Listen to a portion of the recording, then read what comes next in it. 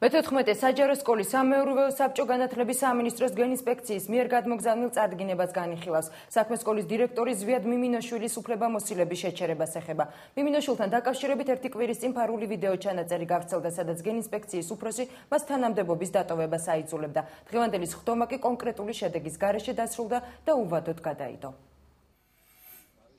მე-14 საჯარო სკოლის სამეურვეო საბჭო დღეს დირექტორის ზვიად მიმინოშვილის გათავისუფლების საკითხს განიხილავდა. სკოლაში ჟურნალისტები არ შეუშვეს, თუ რატომ მიზეზი არ აუხსნიათ. არ ვიცი, ყველა იზას არ შემოუჩვენდნენ, მასწავლებლებს ყველა. კონკრეტულად ვინკითხა თუ არ შეუშვეს. ყველა კონკრეტულია, ყველა იზას მოგასწრა. ერთადერთი ადამიანი, ვინც სამეურვეო საბჭოს მუშაობის შესახებ საუბარი ისურვა, სკოლის დირექტორის ადვოკატი რევაზ რიჟამაძე აღმოჩნდა.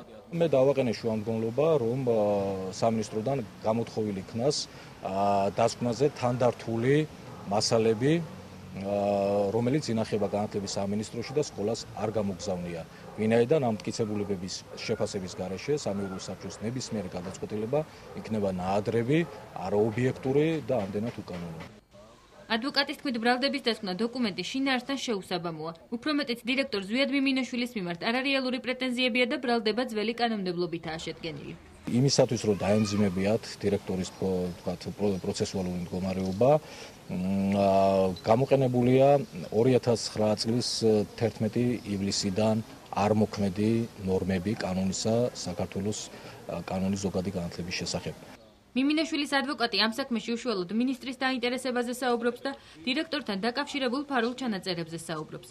ეს ჩანაწერი გასულ კვირას თავისუფლების ინსტიტუტის წევრმა თია თოთბერიძემ გაავრცელა. მასში მე-14 სკოლის დირექტორს განათლების სამინისტროს გენერალური ინსპექციის უფროსი გადადგომის შესახებ განცხადების დაწერას აიძულებს. იქვე უხსნის, რომ ეს უშუალოდ მინისტრის მოთხოვნაა. ემას გეუბნები მინისტრის სიტყვებს. მე კიდე მე გუშინა დღესაც მქონდა საუბარი მინისტრ ამ კაცს ასში არ ეგონოს თქო, რომ ჩვენ ვართ ჩვენს მიმართ დროულად ნაცვლი. განათლების სამინისტროში სამეურვეო საბჭოს დღევანდელ სხდომასთან დაკავშირებით კომენტარს არ აკეთებენ. რამდენიმე დღის წინ კი დიმიტრი შაშკინმა მის მიმართ გამოთქმულ ბრალდებებს არასერიოზული უწოდა. ესეთ სისულელეებზე კომენტარის გაკეთებაც არ შეიძლება, იმიტომ რომ ეს აბსოლუტური არის სისულელე და სიცრუე. მე-14 სკოლაში დირექტორის საქმის განხილვას განათლების სამინისტროს წარმომადგენელი რუსუდან ჩხეიძეც ესწრებოდა, რომელიც ჟურნალისტებთან არ გამოჩენილა. მედიასთან შეხვედრა არც ხო პედაგოგებმა ისურვეს. მათ სკოლის უკანა გასასვლელით ისარგებლეს და სხდომის შემდეგ შენობა უკომენტაროდ დატოვეს. რა მოხდა სურვილი თქვენთან დაუბრუნდა? რა მოხდა უბრალოდ? ის არ გვინახეთ ესეთი აგრესიულები. სამეურვეო საბჭოს სხდომა, რომელსაც თავად დირექტორი ჯანმრთელობის მდგომარეობის გამო ვერ ესწრებოდა, კონკრეტული გადაწყვეტილების გარეშე დასრულდა.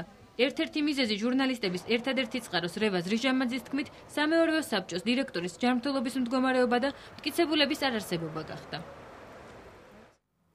უკანონო მიშენების ან სახლის ფასადის დამახინჯების შემთხვევაში მიშენების დემონტაჟი განხორციელდება, ხოლო 10,000 ლარიანი ჯარიმის გადახდა მოგიწევთ თუ მერიის მხრიდან გაფრთხილების შემთხვევაში ამოშენებულ ნაწილს კორპუსის ფერად არ გადაღებავთ. მერიის სპეციალური სამსახური საცხოვრებელი კორპუსის ფასადზე აივნისა და ოთახის მიშენების ნებართვას მხოლოდ იმ შემთხვევაში გასცემს, თუ ის უსაფრთხო იქნება და ამავდროულად ქალაქის იერსახეს არ დაამახინჯებს. წინააღმდეგ შემთხვევაში ზედამხედველობის სამსახური უკანონო მიშენების დემონტაჟის უფლებას იტოვებს. ასეთი გაფრთხილება თბილისის მერიის ზედამხედველობის სამსახურიდან თბილისის 200-მა კორპუსმა მიიღო. წერილი მოსახლეობას კიდევ ერთხელ აფრთხილებს, რომ უკანონო მიშენების ან სახლის ფასადის დამახინჯების შემთხვევაში მათ 10,000 ლარიანი ჯარიმა ან მიშენების დემონტაჟი ელით.